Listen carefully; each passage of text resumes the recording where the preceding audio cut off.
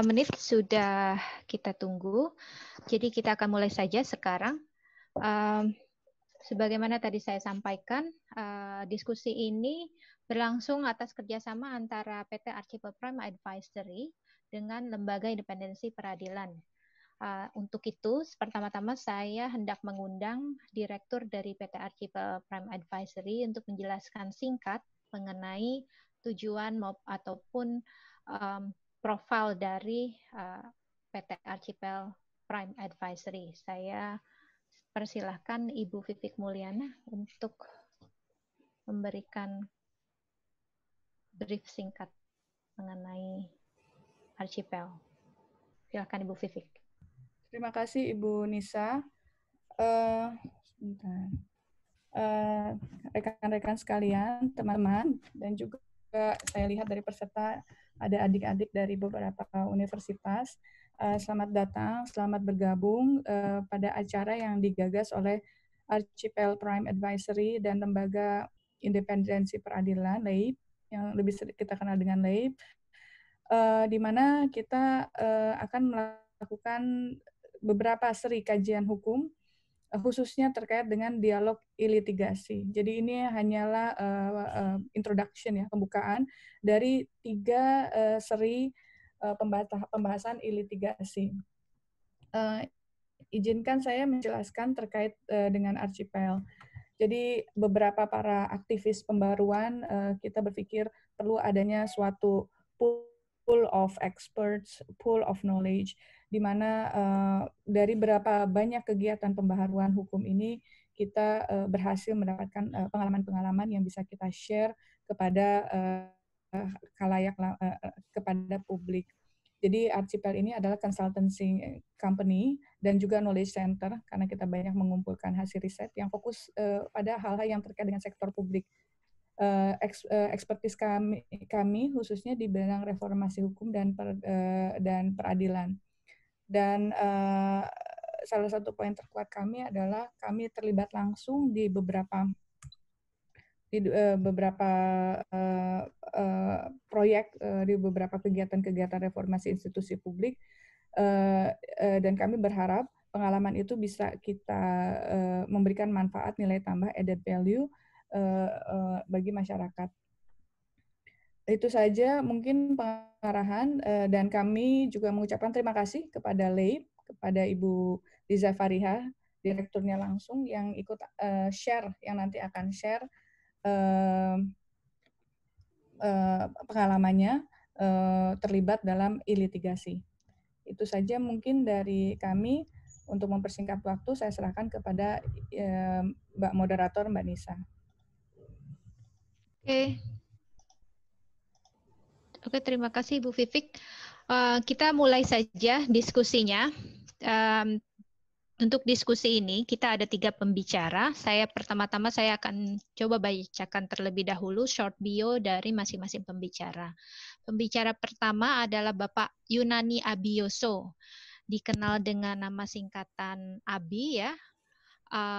Beliau adalah peneliti hukum yang fokus pada isu ketatanegaraan dan peradilan. Selama ini terlibat banyak dalam pembaruan sektor manajemen perkara di Mahkamah Agung. Selain itu juga salah satu konsultan di Archipel dan dosen di Fakultas Hukum Universitas Indonesia, sekaligus juga menjabat sebagai Direktur Eksekutif Pusat Studi Hukum Tata Negara Fakultas Hukum Universitas Indonesia. Pembicara kedua adalah Bapak Fauzul Akbar. Beliau Bapak Fauzul Abrar. Beliau ada senior litigator di Mulyana Abrar Advocates.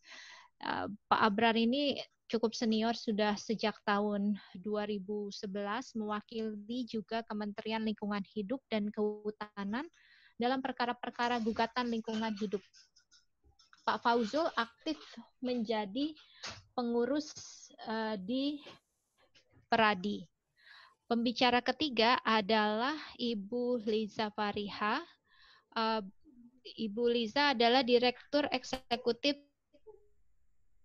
Lembaga Kajian dan Advokasi Independensi Peradilan atau yang kita kenal bersama LAIP. sejak tahun 2012 menjadi peneliti LAIP dan ikut dalam mendorong pembaruan peradilan di Indonesia, terutama untuk sektor administrasi perkara, pengawasan hakim, dan pemanfaatan putusan pengadilan. Jadi nanti kita akan mendengarkan dari Pak Abi terlebih dahulu, lalu kemudian disambung dengan Pak Fauzul, dan setelah itu kita akan mendengar pandangan dari Ibu Liza, dan ketika pembicara semuanya sudah selesai menyampaikan pandangannya, kita akan buka sesi tanya jawab.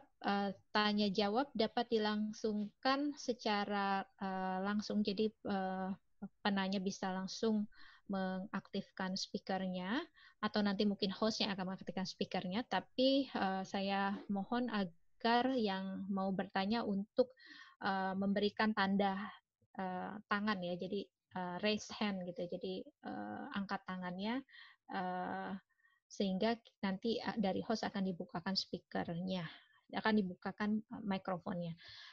Pertanyaan juga bisa disampaikan melalui chat room, jadi nanti kita akan pilih beberapa pertanyaan yang nantinya kita akan harapkan pembicara dapat menjawab pertanyaan-pertanyaan tersebut.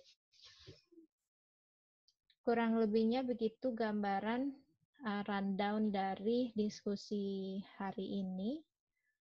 Dari sebelumnya mungkin saya hendak menanyakan terlebih dahulu kepada para peserta, apakah suaranya dari baik moderator maupun nanti pembicara itu dapat terdengar dengan jelas. Jika memang tidak terdengar dengan jelas, silahkan juga untuk menyampaikannya di chat room ya, sehingga bisa kita perbaiki segera teknisnya. Dan diskusi ini dapat juga diikuti melalui YouTube channel yang telah dibagikan melalui chatroom Zoom. Demikian yang dapat saya sampaikan. Segera saya serahkan diskusi ini untuk dimulai oleh Pak Abi. Silakan Pak Abi. Baik, terima kasih Ibu Moderator, Ibu Nisa. Assalamualaikum warahmatullahi wabarakatuh. Selamat siang. Suara saya apakah terdengar? Cukup jelas? Dari saya terdengar cukup jelas, Pak Abi. Nanti kalau dari peserta tidak terdengar, dari peserta bisa langsung saja menyampaikan di chat room. Baik.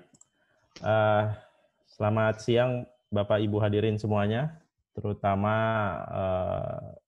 yang terhormat Ibu Vivik selaku penyelenggara, para pembicara, Pak Fauzul, Mbak Liza, sudah bersama-sama kita juga di sini untuk mendiskusikan tema ini.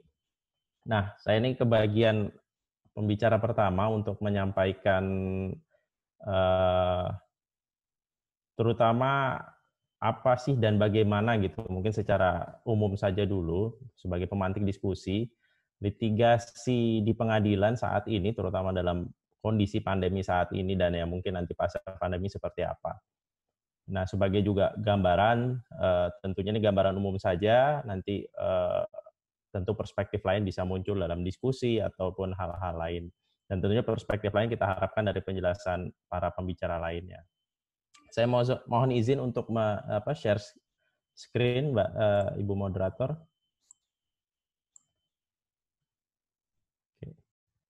Sudah terlihat? Ya, oke, Bi. Oke. Bapak Ibu hadirin, jadi saya di sini akan mencoba memberikan gambaran umum dulu, gambaran umum sebetulnya bagaimana sih kondisi pengadilan gitu dalam kondisi pandemi lah, terutama saat ini ya, kondisi pandemi dalam mengimplementasikan litigasi elektronik. Ya memang kita mau nggak mau dalam era saat ini juga segala sesuatu dilakukan secara elektronik, nggak hanya dunia bisnis mungkin yang selama ini sering banyak menggunakan elektronik via email atau transaksi elektronik ataupun dan seterusnya, tapi juga sekarang dunia pendidikan, kemudian ya masuk juga dunia hukum dan peradilan, dan semua aspek kehidupan sekarang ya sudah mulai elektronik. Nah, sebetulnya kita bisa lihat juga apakah litigasi elektronik yang dilakukan oleh pengadilan-pengadilan ini, terutama di Indonesia, ini hal baru karena pandemi atau sudah ada gitu. Cuman ya karena sekarang saja dalam kutip, tanda kutip terpaksa, maka dilakukanlah itu secara elektronik litigasinya. Pertama saya ingin mencoba menghadirkan beberapa aspek dulu mengenai mungkin ini adalah beberapa hal yang saya identifikasi, problem-problem peradilan di masa pandemi yang mendorong kenapa belakangan mungkin dengar juga praktek-praktek peradilan secara elektronik. Nah, khusus dalam peradilan pandemi ini setidaknya identifikasi yang mungkin nanti bisa di cross-check kembali. Pertama ada ketemu isu-isu pemenuhan hak. Tentu ini menjadi problem yang utama di Indonesia ketika misalkan dalam kasus pidana, terutama para terdakwa atau tersangka yang ditahan, masa tahanannya sudah habis, kemudian ini bagaimana harus disidangkan ataupun harus lepas. Nah, ini jadi akhirnya dilakukanlah upaya-upaya pemenuhan haknya, ya identifikasi mesti seperti apa. Pun juga demikian kalau misalkan dalam kasus atau sengketa perdata, dalam hal ada, ya pasti sudah banyak mungkin sengketa-sengketa perdata yang hadir dalam pandemi ini dan mereka memilih jalur di pengadilan, tentu ada hak-hak para pihak itu yang harus dipenuhi. Belum lagi juga hak-hak orang lain yang tersangkut paut dengan dunia hukum dan peradilan, ya salah satunya mungkin para aparatur itu sendiri gitu kan, terdampak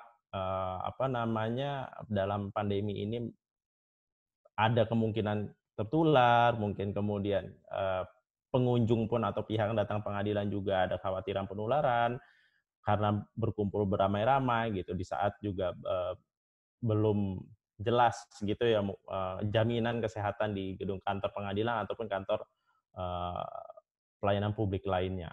Nah, ini membuat satu dan lain hal membuat proses persidangan terhambat. Saya beberapa identifikasi saya, mungkin nanti Pak Wazuli juga bisa koreksi. Dari teman-teman lawyer itu persidangan sudah jelas terhambat. Dan kalaupun ada, memang terpaksa harus melakukan, pengadilan tuh biasanya memilih untuk yang melakukan elektronik. Dan ini ya memang bukan hal baru dari pengadilan, tapi ya mungkin dalam prakteknya, karena terpaksa dalam era pandemi ini, ya mungkin harus dilakukan segera, kalau nggak segera ada implikasi hukum lainnya, ya terpaksa dilakukan ya meskipun dalam kondisi yang mungkin gagap gitu. Ada beberapa hambatan-hambatan yang ditemui, tapi dia dipaksa untuk menjalankan. Nah, dari sisi aspek hukum dan kebijakan ada dua hal sebetulnya. Yang pertama, saya memandang masih kurang jelas ya sikap dari pemerintah maupun pembentuk undang-undang menghadapi pandemi COVID ini. Memang sudah ada beberapa sikap terkait dengan penetapan kebencanaan, kemudian persiapan dalam hal ekonomi dengan terbitnya Perpu 1. Tapi terkait dengan tadi balik lagi ke pemenuhan hak orang di pengadilan, ini belum ada nih gitu. Apakah ini darurat sehingga kalau misalkan darurat boleh berlaku juga hukum acara darurat, beberapa hal dalam hukum acara boleh dianulir apa enggak? Nah, ini kan masih banyak yang tanda tanya, banyak dipertanyakan orang juga. Nah, akhirnya praktek-praktek yang sebetulnya sudah berjalan di pengadilan tadi dengan tergagap-gagap dipertanyakan payung hukumnya gimana gitu. Apakah sebetulnya ini dibolehkan nggak sih gitu?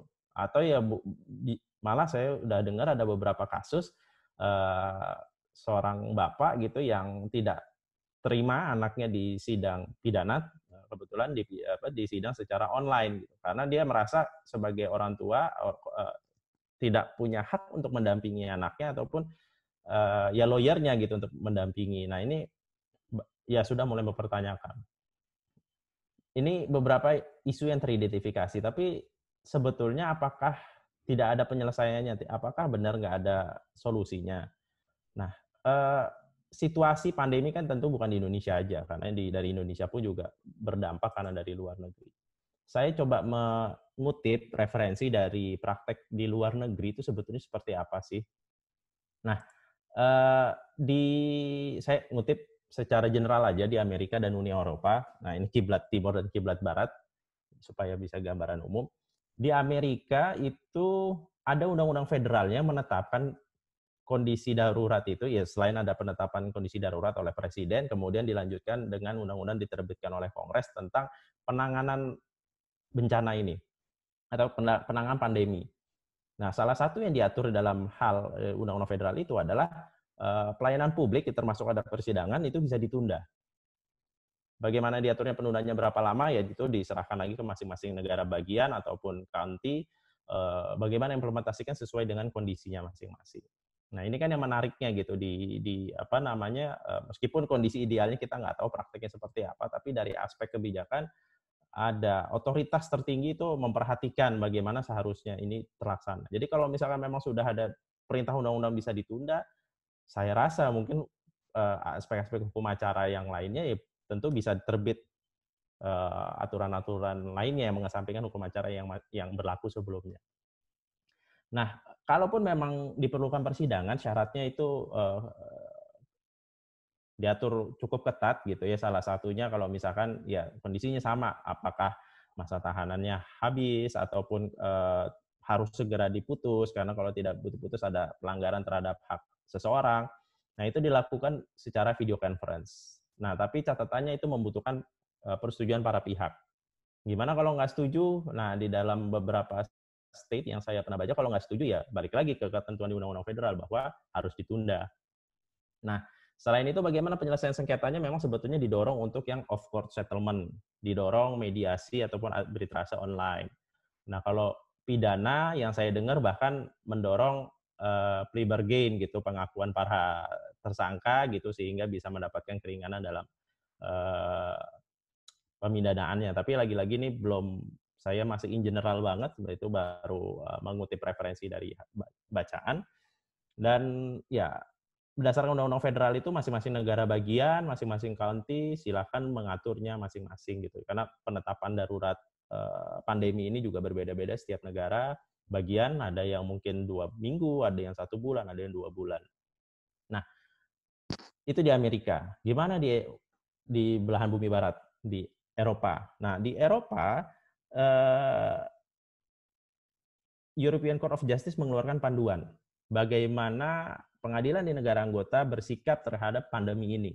Panduannya ya cukup lengkap, meskipun in general juga. Lengkap dalam artian dia memberikan panduan lebih kepada pemenuhan hak itu tadi, dengan memperhatikan kondisi tersangka atau terdakwa atau para pihak, kemudian saksi, kemudian bagaimana prosedur pemeriksaan saksi sehingga dia tetap terjamin keamanan dan kenyamanannya, kemudian terhadap perkara tertentu bagaimana kepastian hukumnya, misalkan secara spesifik disebut juga perkara insolvensi. Nah, jadi yang lebih diperhatikan adalah perubahan pola ataupun prosedur yang harus dilakukan dalam sidang video conference. Karena di Uni Eropa isu mengenai teknologi udah bukan tanda tanya lagi gitu. Mereka sudah terbiasa melakukan filing dokumen secara elektronik, ya bukan 1 tahun 2 tahun ini aja, udah mungkin udah 10-15 tahun ke belakang, mereka sudah terbiasa melakukan filing dokumen secara elektronik, dan juga beberapa sidang juga bisa dilakukan video conferencing. Dan itu juga sering terjadi di European Court of Justice. Nah, jadi yang menjadi isu adalah bagaimana prosedur itu diatur kembali sehingga hal-hal yang mungkin agak sensitif atau butuh penanganan lebih lanjut itu yang memang terjamin. Nah, jadi memang beberapa negara anggota mengeluarkan aturannya masing-masing, tapi memang pada pokoknya adalah sebisa mungkin sidang jarak jauh. Dokumen silakan filing melalui elektronik, bisa via email ataupun melalui aplikasi yang tersedia, dan juga ya pemeriksaan melalui video conferencing. Nah, itu negara-negara yang seperti Belanda, Spanyol, Portugal, Swedia melakukan hal seperti itu. Bahkan di beberapa negara Eropa Timur juga melakukan hal yang demikian gitu. Malah ada yang agak terobosannya di bidang agak maju di Austria yang benar-benar akhirnya memberlakukan juga seal elektronik untuk bagi pekerjaan-pekerjaan notari. Nah, jadi ya masing-masing negara mengedepankan elektronik, tapi ya isu utamanya adalah prosedur lagi-lagi yang diatur sedemikian rupa dalam menghadapi pandemi. Ini memang dalam kita melihat kondisi di negara lain, di Amerika ataupun Uni Eropa, beberapa negara yang tadi saya sebut, memang tidak bisa jadi isu teknologi sudah tidak ada gitu. Dibanding di Indonesia mungkin ketika sudah ada sarana elektronik banyak, mungkin mayoritas penduduk Indonesia juga sudah menggunakan HP Android, laptop Microsoft gitu, tapi ketika dihadapkan dengan harus membuka aplikasi Zoom ataupun Google Meeting, ya lagi-lagi bisa menjadi suatu tanda tanya. Jadi yang perlu yang mau saya hadirkan di sini adalah memang di Indonesia kita berani bilang juga bukan barang baru mengenai litigasi elektronik itu. Saya kasih contoh di Mahkamah Konstitusi sudah sejak tahun 2009 itu ada peraturan Mahkamah Konstitusi tentang pedoman pengajuan permohonan secara elektronik dan pemeriksaan jarak jauh. Jadi kalau bahasa kerennya itu adalah e-filing, gitu ya, bisa filing melalui aplikasi namanya Simple di Mahkamah Konstitusi atau via email, emailnya kepanitraan dengan seluruh berkas yang diperlukan ataupun melalui aplikasi namanya Simple. Dan juga dimungkinkan ada pemeriksaan jarak jauh. Nah, bahkan pemeriksaan jarak jauh ini MK mempersiapkan infrastrukturnya sedemikian rupa bekerja sama dengan hampir 48 universitas atau instansi pendidikan tinggi di seluruh Indonesia dalam membangun infrastruktur video conference. Jadi memang sebetulnya sudah siap dan pernah digunakan beberapa kali. Nah, tapi bagaimana dengan pandemi? Nah, justru ketika masuk pandemi dan ada penetapan bencana oleh pemerintah, MK sempat menunda sidangnya selama 2 pekan, 2 minggu. Menunda termasuk kalau nggak salah pegawainya pun juga WFH, work from home. Nah, tapi itu berakhir, akhirnya WFH itu dicabut, akhirnya menggelar sidang karena sudah ada masuk pengujian Perpu nomor 1 tahun 2020 tentang yang terkenal dengan Perpu COVID yang dari aspek ekonomi itu, yang sekarang sih sudah disahkan oleh DPR. Nah, tapi waktu itu sempat disidangkan dengan protokol kesehatan COVID, ya para peserta yang masuk gedung MK diperiksa, disterilisasi, terutama hakim duduk berjarak, pakai masker, pakai sarung tangan, jubah juga disterilisasi dan seterusnya. Jadi ada tersedia sarana elektronik yang menunjang litigasi secara elektronik dan mengatur juga sudah ada prosedurnya, tapi ya kalau memang harus disidangkan secara tatap muka, dilakukanlah tatap muka.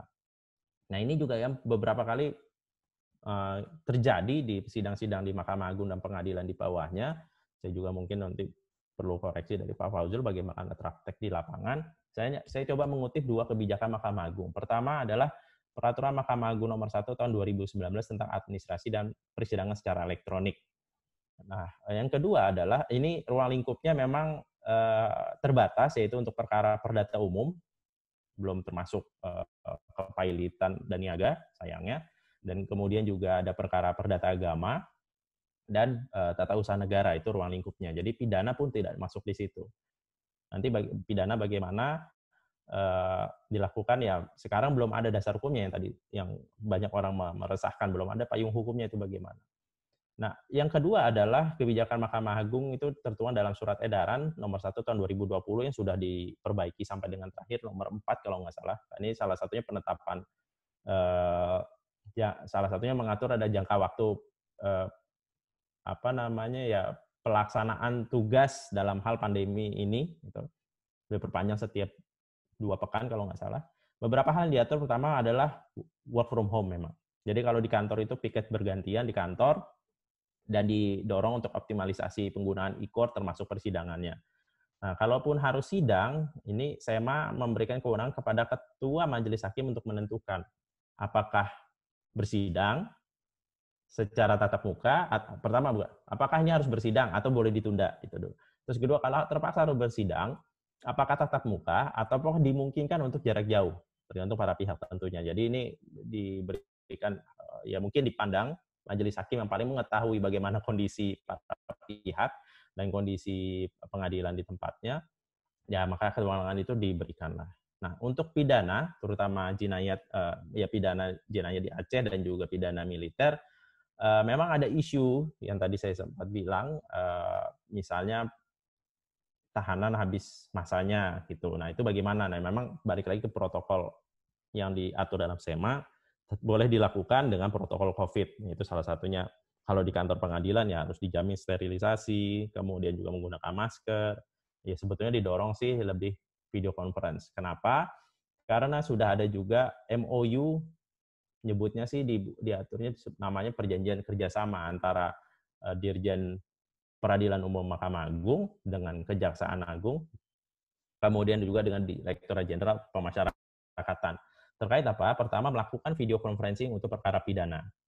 Nah, ini diatur juga masing-masing pihak menyediakan sarananya masing-masing. Ya, misalkan pengadilan, hakimnya ya menyediakan dia. Kemudian untuk JPU, kalau harus bersidang di kantornya, ya silahkan menggunakan infrastrukturnya sendiri. Kemudian di Jenpas, kalau dia memang dititipkan tersangka di rutannya, ya tolong disediakan juga untuk video conferencing. Nah, ini memang kalau mau diikuti beberapa undang-undang sih udah mengatur. Saya coba menyitir salah satunya dari Undang-Undang Perlindungan Saksi dan Korban, itu sudah diperbolehkan pemeriksaan sidang jarak jauh. Ya memang mungkin pada waktu itu tidak dibayangkan mungkin dalam kondisi pandemi, tapi ya mungkin demi safety gitu kan, demi kenyamanan atau keamanan saksi dalam memberikan keterangan, maka diatur boleh jarak jauh atau beda ruangan di ruang sidang misalnya. Tapi ternyata ini termanfaatkan dalam kondisi saat ini. Nah, tapi saya juga mencatat ada beberapa hambatan sih, masukan dari teman-teman praktisi, terutama sih ketersediaan perangkat dan network, jaringan internet. Ya, kita sulit mengadu ke siapa, memang gimana pun jaringan internet jangankan mungkin di daerah, ya di Jakarta aja penyedia jasa kadang-kadang up and down, baik yang seluler 4G ataupun yang kabel, itu ya ini isu umum gitu, tapi ya ini namanya kita hadapi bersama-sama gitu. Kemudian ada isu mengenai posisi terdakwa. Posisi terdakwa ini apakah di rutan atau harus dibawa pengadilan? Ini menjadi kebingungan juga bagi para advokat katanya. Advokat saya harus dampingi di mana? Kalau ke rutan ya tetap nggak bisa masuk sebetulnya karena katanya ruangan pemeriksaan video konferensinya itu di dalam gitu. Tapi kalau misalkan saya hadir ke pengadilan, ya saya juga nggak bisa mendampingi klien saya gitu. Nah memang ada beberapa hal yang perlu diatur kembali, terutama dalam aspek litigasi elektronik di pidana. Nah ini yang mudah-mudahan Mahkamah Agung juga mendengar dan memang yang saya dengar sedang mempersiapkan prosedur tentang litigasi elektronik di Mahkamah Agung. Kita tunggulah mungkin bagaimana. Tapi yang jelas kalau kita berbicara praktek sudah terjadi gitu. Itu terbukti dari berbagai kerjasama dilakukan oleh pengadilan negeri, kemudian juga dengan kejaksaan maupun Dirjen Pemasyarakatan. Bahkan terkadang-kadang juga ada support dari rutan Polres ataupun Polsek. Nah, ini apakah yang tadi saya bilang, apakah barang baru atau barang lama? Jadi sebetulnya ini peluang.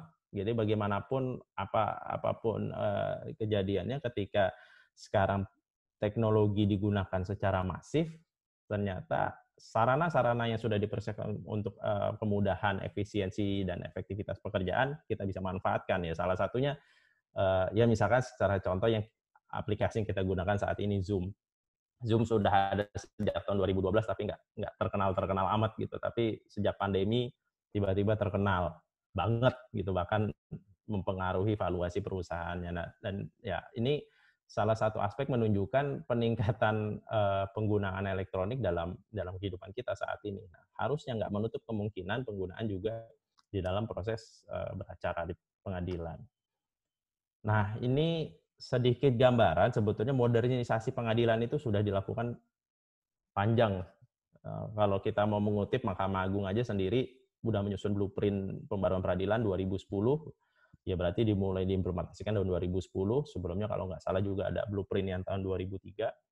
Nah, di situ salah satu isinya adalah arah pembaruan TI yang mendukung seluruh proses kerja pengadilan untuk mencapai efektivitas, efisiensi, dan transparansi serta akuntabilitas. Kalau kita mengutip lagi juga Undang-Undang Kekuasaan Kehakiman, ya ini terkait juga untuk MA, MK, dan seluruh pengadilan, dibilang harus menyediakan pelayanan yang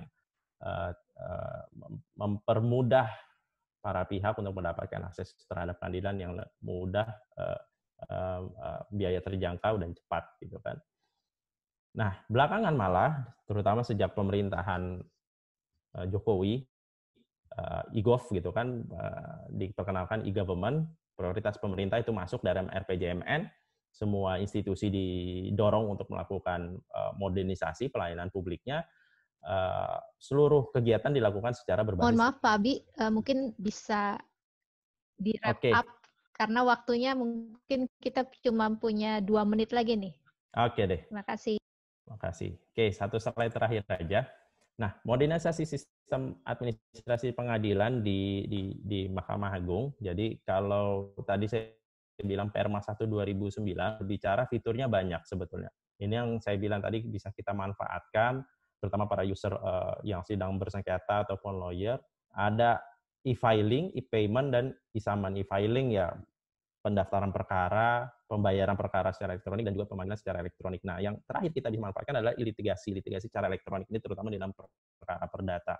Apa yang dilakukan, ini terutama dalam sidang pemeriksaan, kalau istilahnya jawab jinawab ya, replik-duplik, itu bisa dilakukan dengan penyerahan dokumen di dalam aplikasi. Kemudian ada fitur lagi juga pemeriksaan saksi atau ahli secara elektronik, jarak jauh, video conferencing sudah dimungkinkan. Kemudian kecuali pemeriksaan bukti masih belum dimungkinkan. Ketiga, ada diperkenalkan salinan putusan elektronik yang dibubuhi dengan tanda tangan elektronik. Nah, ini lagi-lagi juga sejalan dengan upaya modernisasi yang dilakukan pemerintah menurut Undang-Undang ITE, diperkenalkanlah tanda tangan elektronik yang selama ini mungkin sudah banyak digunakan di dunia perbankan ataupun transaksi elektronik. Ya, mungkin kalau seperti kita Lazada, Tokopedia, atau Bukalapak, nah ini pengadilan pun sudah mulai mengimplementasikan seperti itu. Dan MK saya udah lebih dahulu, Mahkamah Agung sejak tahun 2019 sudah mengimplementasikan. Nah, jadi apa peluangnya? Nah, ini kita harus pahami perubahan ini udah pasti nggak bisa dielakkan, tapi kita minta pembentuk kebijakan, ya DPR, Presiden, ataupun ya mungkin pengadilan punya kewenangan untuk mengatur, boleh buat ini responsif gitu, harus responsif dengan kebutuhan masyarakat, prosedur diatur ulang, jangan sampai masyarakat ribut hanya gara-gara hukum acaranya nggak sesuai gitu. Padahal sebetulnya kita sangat membutuhkan implementasi teknologi dalam proses beracara atau litigasi di pengadilan, tapi karena tidak ada kejelasan hukum, akhirnya masyarakat dirugikan karena perdebatan yang nggak perlu. Nah, memang aspek infrastruktur TI juga harus prima, karena ini salah satunya juga prasyarat untuk meningkatkan public trust terhadap sistem, nggak hanya sistem pengadilan sih, saya rasa, tapi sistem apapun dalam aspek pelayanan publik. Nah, dan juga ya kita diharapkan masing-masing dari kita semua meningkatkan literasi kita terhadap penggunaan teknologi informasi di dalam masa kini, ya udah nggak bisa dialahkan juga. Nah, jadi new normal sudah di depan mata. Kalau mungkin kita juga udah bersiap-siap mungkin akan seperti ini ritme kerja, bahkan di dunia pendidikan juga sudah mulai didorong mungkin pembelajaran jarak jauh yang lebih banyak, ya, dan ya, apalagi ya mungkin pasti akan menyentuh sektor-sektor lainnya. Nah, sebagai pemantik diskusi, barangkali itu yang bisa saya sampaikan. Mungkin nanti lebih berdalam bisa kita diskusi dalam sesi diskusi. Demikian, Ibu Moderator, terima kasih.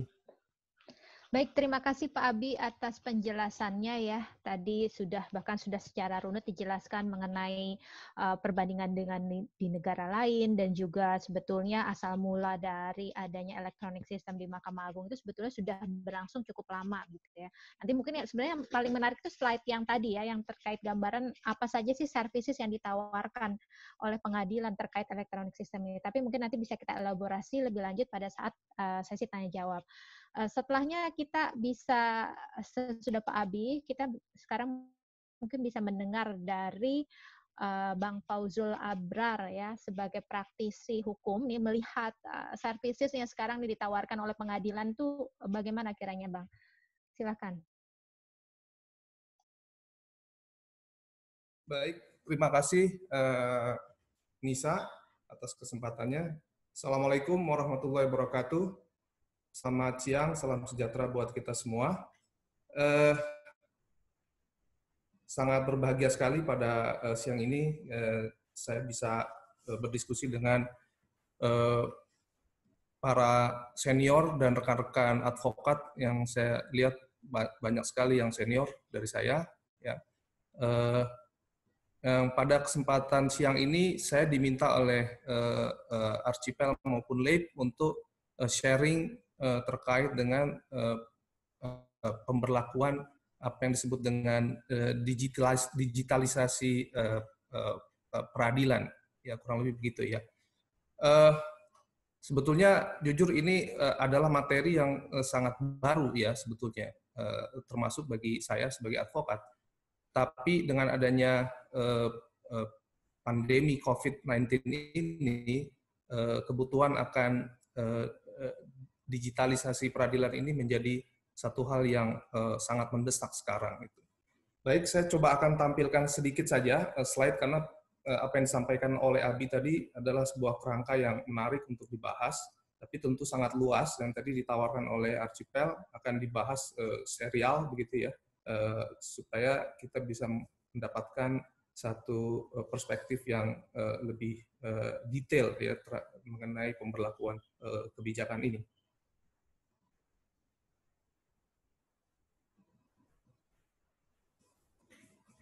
Oke. Mungkin tema yang akan saya bahas adalah bagaimana atau apa manfaat pemberlakuan sistem e-court dan e-litigasi bagi dunia praktek advokat. Ya, karena saya seorang advokat, maka tentu saya hanya akan melihat dari perspektif saya sebagai advokat. Ya. Saudara sekalian, kalau kita lihat dengan berlakunya ketentuan-ketentuan mengenai e-court atau e-litigasi yang tadi disampaikan oleh Abi, itu kan kerangka acuannya ada dua sebetulnya ya. Perma 1 nomor 2019 yang berlaku Agustus tahun lalu, dan juga SK KMA sebagai ketentuan teknis yang mengatur pemberlakuan e-litigasi tersebut ya. Ini sudah berlaku dari sejak tahun lalu. Jadi artinya as of today itu sebetulnya sudah efektif berlaku. Nah, pertanyaannya kan adalah mengapa kita perlu digitalisasi peradilan? Nah, jawabannya kalau bagi kami sebagai advokat tentu yang pertama kalau kita lihat ini adalah sebagai wujud dari pelaksanaan asas peradilan yang sudah kita pahami bersama ya, cepat, sederhana, dan biaya ringan. Ini terus terang sampai dengan hari ini kita masih mendapatkan pengalaman-pengalaman yang sepertinya tidak sesuai dengan asas ini. Ya. Ada satu kasus misalnya relas yang disampaikan gitu ya pada salah satu pihak ya yang kemudian digunakan untuk menentukan persidangan, padahal relas tersebut tidak pernah ditandatangani atau tidak pernah diterima oleh si pihak tersebut. Nah, ini banyak hal-hal yang seperti ini ya. Atau juga misalnya penundaan sidang yang tidak jelas misalnya, padahal para pihak sudah hadir ya dari pagi gitu kan menunggu di pengadilan, ketika sidang dibuka ternyata sidangnya ditunda ya.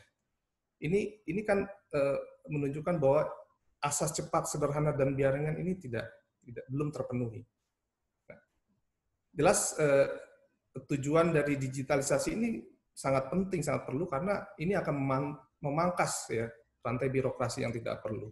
Ya, panggilan misalnya relas yang harus didelegasikan kepada pengadilan tertentu ini kan butuh waktu dan itu tidak cepat gitu ya. Dan yang kedua tentu mencegah praktek-praktek yang menyimpang. Nah, ini saya kira kita mesti tetap akui bahwa walaupun dunia peradilan sudah semakin baik saat ini, tapi praktek-praktek yang kita rasa itu tidak sesuai atau menyimpang ini masih berlanjut ya.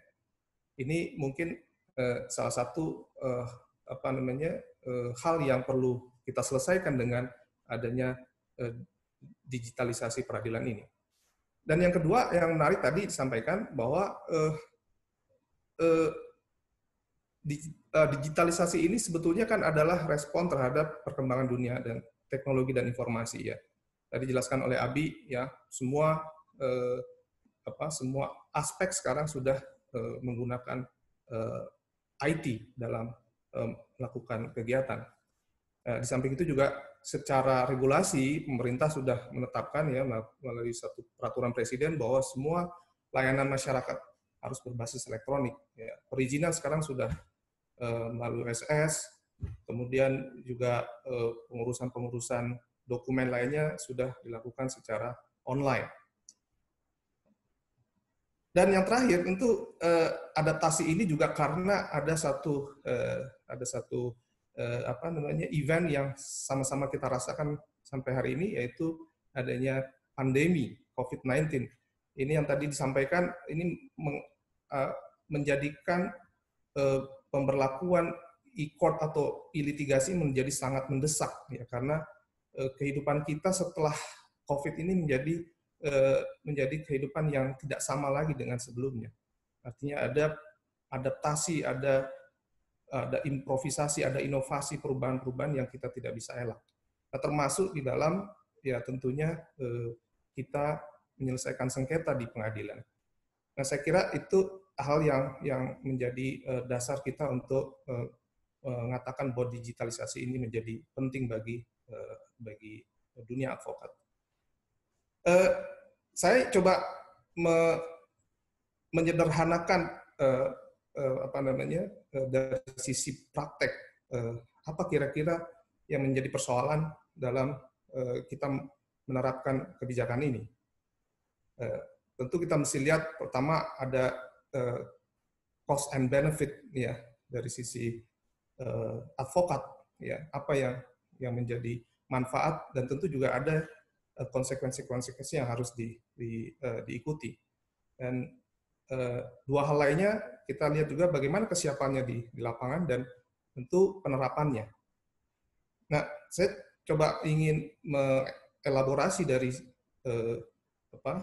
dari poin-poin tersebut. Yang pertama dari segi benefit, jelas bahwa dengan adanya e-litigasi ini akan mengefisiensikan biaya dan waktu. Ya, dari segi biaya, ya tentu dengan adanya e-litigasi ini kita tidak lagi perlu membayar sebetulnya biaya pemanggilan, karena pemanggilan langsung dilakukan melalui email. Ya, jadi sebetulnya komponen biaya pemanggilan yang biasa dikenakan oleh pengadilan ya berdasarkan jarak itu seharusnya tidak lagi dikenakan.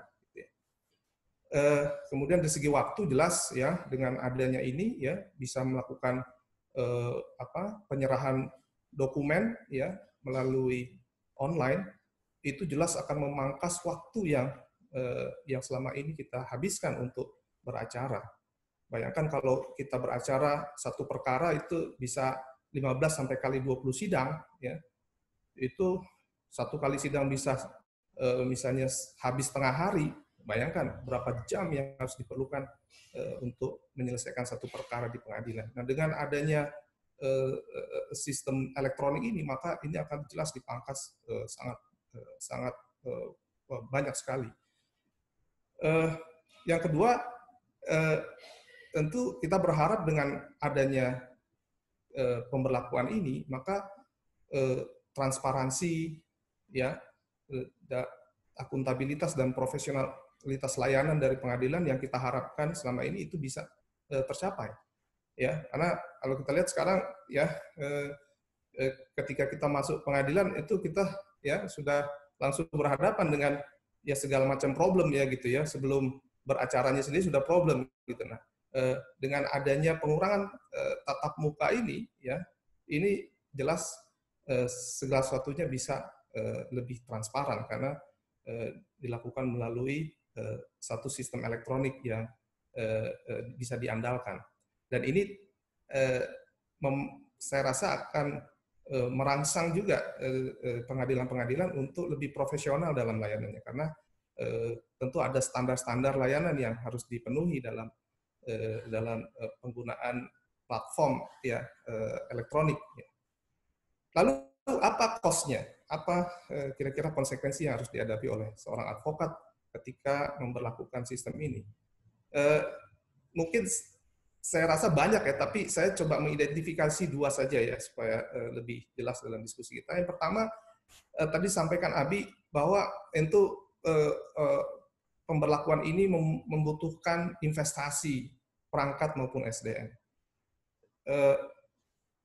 Mungkin bagi beberapa advokat, mohon maaf ya, mungkin bagi yang ada beberapa advokat yang mungkin agak alergi dengan teknologi ya, dengan perangkat elektronik gitu ya. Nah, ini dengan adanya ini maka dia harus memiliki perangkat, karena kalau tidak tentu tidak bisa masuk dalam sistem. Nah, ini saya kira perlu satu sosialisasi tentang betapa pentingnya ya pemberlakuan ini, dan tentu konsekuensinya ya advokat mesti menyiapkan perangkat-perangkat yang diperlukan, apakah itu ya komputer, server, internet, dan lain sebagainya. Dan juga tentu SDM, karena ya banyak advokat kita ini, terutama yang litigator ya, yang senior-senior itu sangat alergi ya, dia daripada email dia lebih suka nelfon gitu ya. Jadi kadang-kadang email itu nggak dilihat, nggak dipakai, nggak dicek. Nah, ini tentu mungkin kantor-kantor advokat yang masih old fashion ya perlu meng-hire SDM yang melek teknologi, yang bisa mengoperasikan sistem dengan baik. Dan yang kedua, dengan adanya ini maka saya rasa tentu ada perubahan, ada shifting dari satu sistem atau satu prosedur yang biasanya manual menjadi digital. Dan saya kira ini ya konsekuensi yang harus dihadapi oleh advokat ya, yang selama ini terbiasa dengan papers ya, selama ini terbiasa dengan tatap muka, ini sekarang harus semuanya digital. Nah, kemudian kesiapan di level teknis ya, saya rasa ini tadi yang sampaikan oleh Abi ya, pertama tentu kita mesti melihat sejauh mana kemampuan ataupun penerimaan dari kesiapan dari advokat untuk menerima sistem elektronik ini. Karena tadi hambatannya kadang-kadang karena gagap teknologi ya, gaptek gitu, sehingga males gitu menggunakan sistem elektronik gitu ya. Sampai hari ini mungkin ada beberapa kawan kita advokat yang belum bisa menggunakan aplikasi yang beredar sekarang ini, apa itu Gojek, Grab gitu ya. Jadi ini tentu menjadi salah satu hal yang perlu kita siapkan. Yang kedua, pemahaman tata cara dan acara atau prosedur yang tadi disampaikan ya, sebetulnya kalau kita lihat Perma maupun SK KMA itu kan itu sebetulnya mengandung satu hukum tambahan terhadap hukum acara yang kita gunakan sekarang, apakah itu di BW, di RBG maupun di HIR.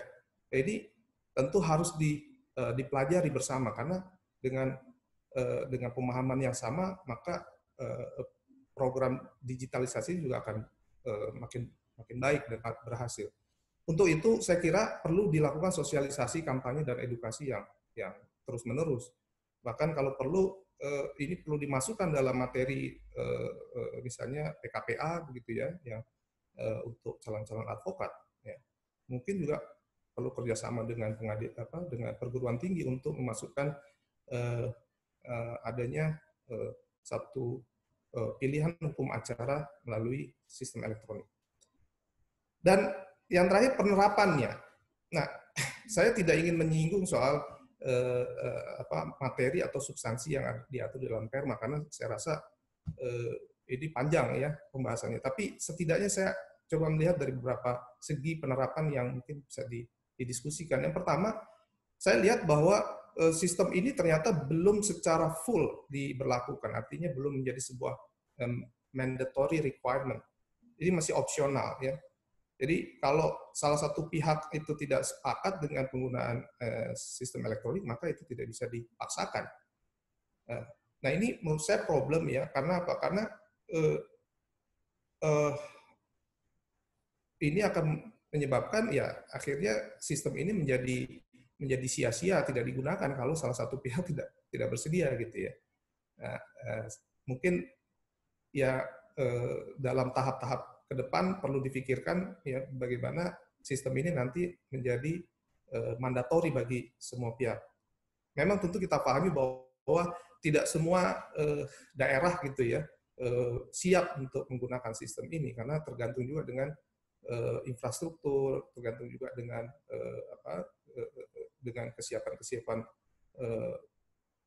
para pengguna dari sistem ini di daerah. Tapi setidaknya ya ketika sistem ini berjalan opsional, maka ini kalau masih ada pilihan tentu orang ya masih ragu-ragu gitu apakah akan menggunakan online atau tidak. Dan yang kedua, saya lihat juga mungkin MA masih memikirkan soal soal hukum acara ya. Jadi misalnya kita lihat dalam pemeriksaan saksi dan ahli itu masih tetap dilakukan di pengadilan, walaupun dilakukan secara jarak jauh ya melalui video conference, tapi pemeriksaannya tetap dilakukan di pengadilan. Kenapa? Karena tentu ini terkait dengan dengan kewajiban sumpah ya. Jadi mungkin sumpahnya dilakukan jarak jauh. Nah ini menarik. Dan kedua, ini yang menarik ya. Saya mendengar dari beberapa orang, kalau misalnya pemeriksaan saksi dan ahli itu dilakukan juga secara jarak jauh, ini bagi hakim akan sulit untuk menentukan apakah kualitas saksi atau ahli ini bisa dipertanggungjawabkan. Gitu ya. Karena apa? Nggak bisa ngelihat body language katanya gitu.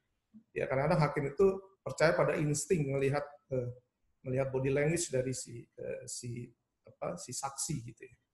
Nah, ya ini tentu menjadi problem ya. Tapi saya kira kalau misalnya ini bisa dilakukan ya secara full, maka ini mungkin akan lebih baik ya. Kedua, kualitas acara dan persidangan ya. Mungkin akan timbul pertanyaan-pertanyaan mengenai sejauh mana pelaksanaan dari sistem digitalisasi ini memenuhi hukum acara ya yang diberlakukan selama ini. Ini tentu akan jadi kedepannya itu akan menjadi perdebatan, akan menjadi pertanyaan-pertanyaan ya. Apakah misalnya ya bukti-bukti yang tidak diperlihatkan di depan hakim ya yang langsung di-upload gitu ya ke sistem itu bisa dipertanggungjawabkan ya, keabsahannya, validitasnya dan segala macam.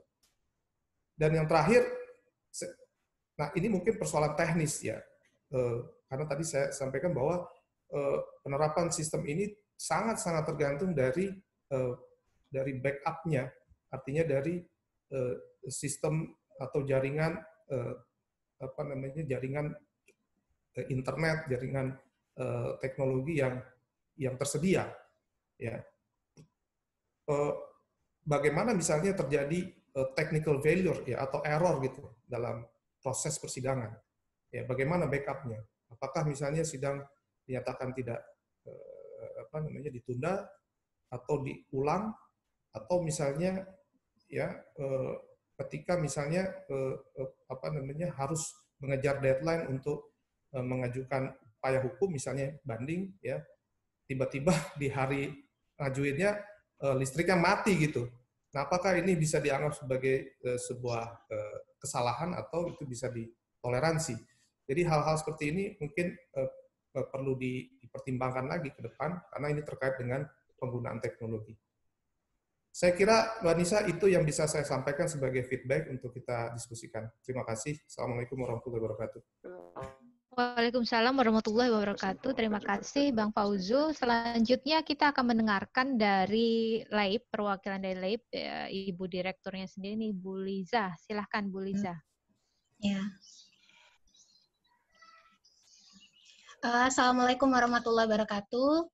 Selamat siang, menjelang sore untuk Bapak Ibu dan rekan-rekan semua. Sebenarnya kalau jadi pembicara ketiga seperti biasa, enaknya adalah merecap atau menanggapi dari pembicara pertama dan pembicara kedua.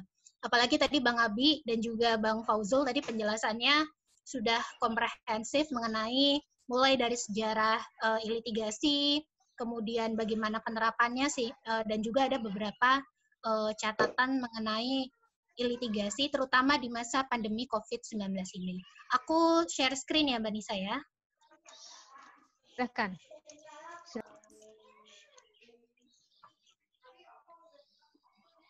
Apakah sudah terlihat?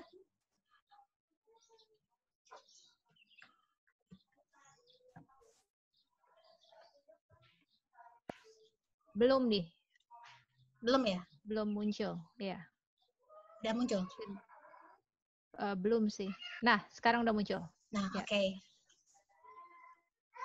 Jadi ini kita akan membahas, aku sih sedikit aja merefresh tentang litigasi itu sendiri, meskipun tadi sudah dijelaskan oleh Bang Fauzzul dan juga Bang Abi.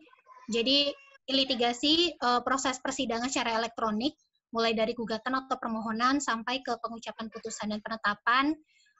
Litigasi merupakan penyempurnaan dari e-court atau pelaksanaan administrasi perkara secara elektronik, yang di dalamnya tadi Bang Abi dan juga Bang Fauzzul sudah menjelaskan ada e-filing dan juga e-payment. Untuk e-filing untuk pendaftaran, sedangkan e-payment itu untuk pembayaran panjar biaya perkaranya. Nah, kalau dari LAIF sendiri sebenarnya, karena memang kami tidak dalam kegiatan sehari-hari, LAIF tidak melakukan pendampingan hukum atau beracara di pengadilan, tetapi di sini kami mencoba untuk mengumpulkan beberapa catatan dari rekan-rekan lainnya yang beracara di pengadilan dan juga beberapa kenalan kami hakim di pengadilan yang sudah terlibat di dalam proses e-court dan litigasi ini. Nah, kalau saya melihat sendiri untuk penerapan e-court dan kemudian disempurnakan menjadi litigasi ini sendiri, itu Mahkamah Agung terdorong untuk menyediakan pelayanan publik berupa administrasi dan juga persidangan lebih efektif dan efisien. Tadi sudah dibahas bagaimana misalnya kemudian kemacetan kota besar dan lainnya menyebabkan jadwal sidang yang kadang-kadang kita tidak tahu jadwalnya, pertama, kedua bisa hati, sehingga kadang-kadang khusus untuk para advokat misalnya, waktunya jadi terbuang cukup banyak, dan itu tentunya tidak efektif dan juga tidak efisien. Dan kemudian juga penerapan litigasi ini juga dengan adanya geografis yang sangat luas. Jadi kalau misalnya kita bisa didekatkan dengan teknologi melalui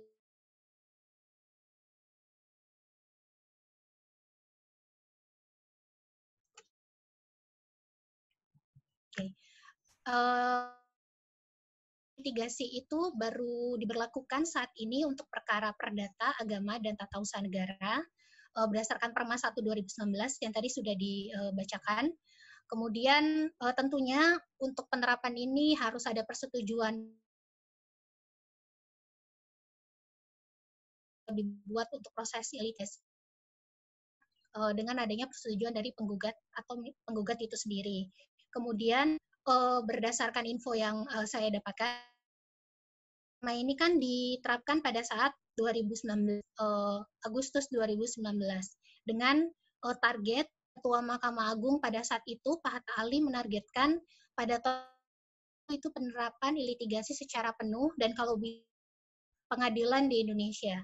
Kalau kita bayangkan saat ini ada 910 pengadilan, termasuk di dalamnya juga pengadilan militer. Dan kita bisa bayangkan bagaimana target tersebut bisa dua ini, apakah MA terlalu optimis atau bagaimana kalau menyimak ucapan dari Ketua Mahkamah Agung pada saat itu di tahun 2012. Nah, kalau saya sendiri melihat karena memang diskusi kita kali ini itu fokus pada dua fase, bagaimana kita melihat litigasi pada masa pandemi COVID-19 saat ini, dan juga kita melihat beyond itu, yaitu pasca pandemi penerapannya itu jadi seperti apa.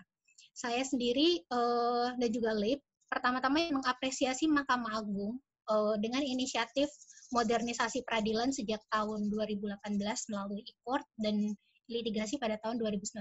Karena bisa dibilang Mahkamah Agung one step ahead memikirkan kan tidak ada juga yang tahu bahwa di tahun 2020 ini kita akan dihadang oleh satu pandemi yang membuat akhirnya kita mengubah seluruh kebiasaan hidup kita. Nah, jadi MA sebenarnya sudah punya start yang bagus dan tinggal melanjutkan bagaimana penerapannya itu bisa ditujukan semata-mata demi pelayanan publik dan juga pemberian akses keadilan kepada masyarakat.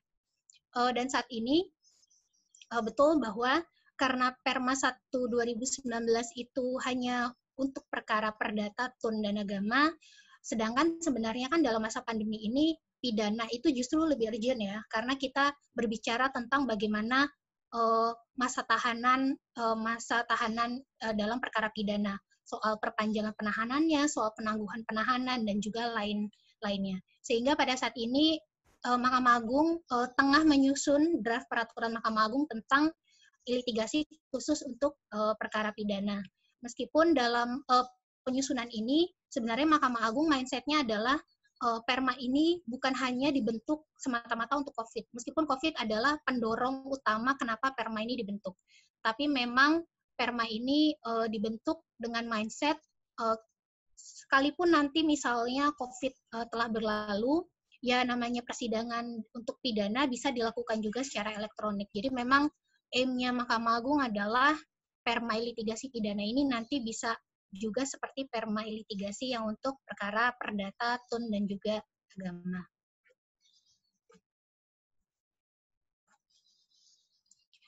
Kemudian aku mencoba untuk berbicara di masa pandemi COVID ini dalam pelaksanaan dan juga prakteknya.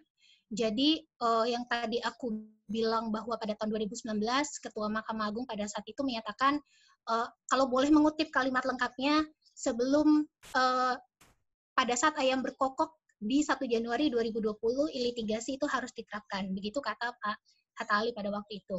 Tapi pada saat ditelisik lebih jauh, sebenarnya upaya atau cita-cita untuk menerapkan litigasi penuh pada tahun 2020 itu terhadang beberapa kendala. Pertama adalah tentunya karena kita berbicara mengenai persidangan dan juga administrasi perkara secara elektronik, ada isu mengenai penyediaan dukungan teknologi dan informasi. Ini yang menjadi permasalahannya adalah bagaimana penyediaan itu, aplikasi apa yang dipakai, bagaimana penyediaan akses internet, kemudian prosedur lainnya. Terus kemudian juga adalah mengenai anggaran, ini sudah pasti. Tentunya akan sangat berat sekali untuk Mahkamah Agung menggunakan anggaran yang diberikan dari APBN untuk menargetkan 910 pengadilan di Indonesia total itu menerapkan litigasi secara penuh dengan adanya yang tadi saya bilang ada dukungan infrastruktur, aplikasi, dan segala macam. Sehingga sebelum ada COVID pun sebenarnya penerapan litigasi itu sendiri baru pilot project di beberapa pengadilan. Dan kalau saya tidak salah, mungkin nanti Bang Abi bisa mengkoreksi kalau saya salah, untuk litigasi perdata agama dan tun pun sebenarnya belum untuk semua tahapan. Kan ada tahapan replik, duplik, dan segala macam. Kalau tidak salah baru di tahapan awal seperti gugatan atau permohonan. Kemudian pada saat pilot project itu masih tengah berlangsung, dan juga dari Mahkamah Agung sendiri sedang melakukan banyak sosialisasi di awal tahun 2020 kepada pengadilan-pengadilan tentang penerapan litigasi ini. Ternyata awal Maret atau pertengahan Maret Indonesia dihadang oleh pandemi COVID-19. Sehingga Mahkamah Agung juga harus berpikir lebih jauh, terutama untuk perkara pidana, sebenarnya bagaimana penerapan dari litigasi itu sendiri. Kalau untuk yang saya coba fokus ke dalam isu di perkara pidana, jadi sebenarnya tadi juga sudah disebutkan dari surat edaran Mahkamah Agung nomor 1 2020 dan revisinya sampai nomor 4, EMA sendiri mendorong kalau yang perkara sudah ada litigasi, pengadilan didorong untuk melakukan litigasi. Sedangkan untuk perkara pidana sebenarnya di SEMA ini tuh masih belum jelas sebenarnya pidana itu bisa elektronik atau online atau tidak sih di dalam SEMA 1 2020.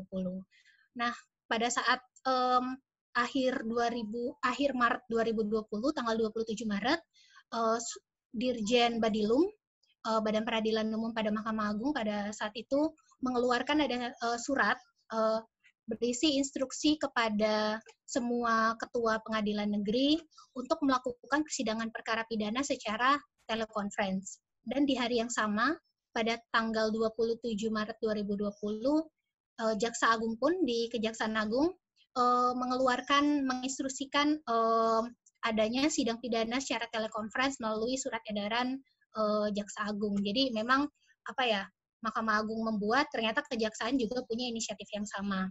Dan ini yang kemudian ditindaklanjuti dengan adanya perjanjian kerjasama antara Mahkamah Agung, Kejaksaan Agung, dan juga Ditjen Pemasyarakatan untuk pelaksanaan persidangan melalui telekonferensi. Catatan saya, untuk perjanjian kerjasama ini sebenarnya sudah bagus karena memperlihatkan bahwa adanya koordinasi di antara 3 lembaga yang memang terlibat utamanya di dalam proses persidangan pidana. Tetapi yang mau saya garis bawahi di dalam perjanjian kerjasama ini adalah yang pertama, perjanjian kerjasama ini hanya berlaku selama masa pandemi. Jadi sebenarnya mindset-nya adalah baru berpikir untuk selama masa pandemi ini, belum sebagaimana ke depannya, apakah tetap bisa elektronik atau tidak. Kemudian yang kedua, karena namanya perjanjian kerjasama, hanya mengatur hal-hal yang sangat umum, terutama menegaskan bahwa penyiapan atau penyediaan dari alat-alat atau apapun itu yang terkait untuk mendukung telekonferensi, misalnya aplikasi, internet, hardware, itu disiapkan oleh masing-masing dari lembaga ini. Tetapi tidak diatur secara lebih detail, misalnya, atau mungkin seharusnya dari PKS ini ada ditindaklanjuti dengan sejenis peraturan lainnya, itu belum ada. Jadi di PKS ini, di perjanjian kerjasama ini tidak mengatur misalnya nih hal yang paling penting saat ini. Kan pada saat sidang elektronik yang tengah berlangsung ini, kalau dilihat dari praktiknya, dari yang banyak saya temui, majelis hakim bersidang dari pengadilan. Kemudian disambungkan dengan internet dan kemudian ada aplikasinya. Kemudian jaksa penuntut umum bersidang dari Kejaksaan Negeri. Kemudian sudah pasti tahanan dari rutan, terus kemudian misalnya ada pemeriksaan saksi mahkota, yang mana orang tersebut adalah napi, itu dari lapas. Nah, yang menjadi permasalahan ini adalah advokat. Dalam beberapa, bukan wawancara ya, beberapa bincang-bincang saya dengan teman-teman advokat, ini beda-beda. Ada yang advokatnya harus datang ke pengadilan. Jadi di pengadilan itu ada majelis hakim dan advokat, dan juga JPU. Yang terpisah adalah tahanannya. Ada juga di beberapa yang saya temui, misalnya seperti di Rutan Bandung, itu JPU, advokat, dan juga terdakwa adanya di rutan. Yang terpisah adalah majelis hakim. Jadi memang karena tidak ada prosedur teknis, jadi tidak tahu. Misalnya paling gampang advokat harus beracara dari mana? Boleh nggak kalau advokat beracara dari rumah? Tapi kemudian pertanyaan berikutnya, apakah itu akan mempengaruhi koordinasi antara advokat itu sendiri dengan terdakwa yang sedang dibela? Kemudian catatan saya juga untuk litigasi dalam masa pandemi ini terkait dengan kendala pendaftaran dan juga sidang langsung. Karena kan pada awalnya masih ada sidang-sidang yang berlangsung juga, sidang langsung. Yang pertama itu adalah para pihak di beberapa pengadilan kesulitan untuk mendaftarkan perkara atau memenuhi panggilan sidang karena adanya PSBB atau pemberlakuan ketentuan self-isolation selama 14 hari. Kemudian ada juga kesulitan bagi para pihak untuk memenuhi jangka waktu yang ditentukan oleh hukum acara, misalnya untuk waktu untuk menyatakan banding dan kasasi, itu kan sebenarnya sangat sempit ya. Kemudian yang ketiga adalah kesulitan untuk memperoleh dokumen pendukung atau bukti yang diperlukan dalam persidangan.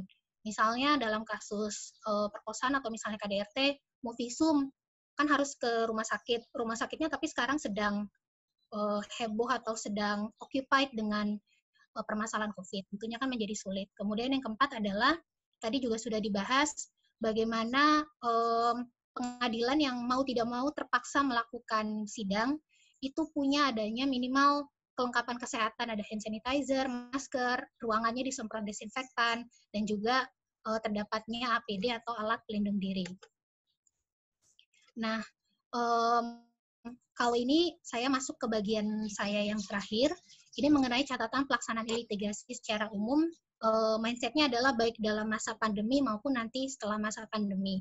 Pertama adalah Mahkamah Agung sendiri juga harus memikirkan bagaimana dukungan teknologi informasi yang saat ini masih terbatas. Akses internet, sudah pasti kita tahu di Indonesia itu sangat luas, beberapa tempat, misalnya kayak di remote island, itu pasti punya permasalahan akses internet dan segala macam.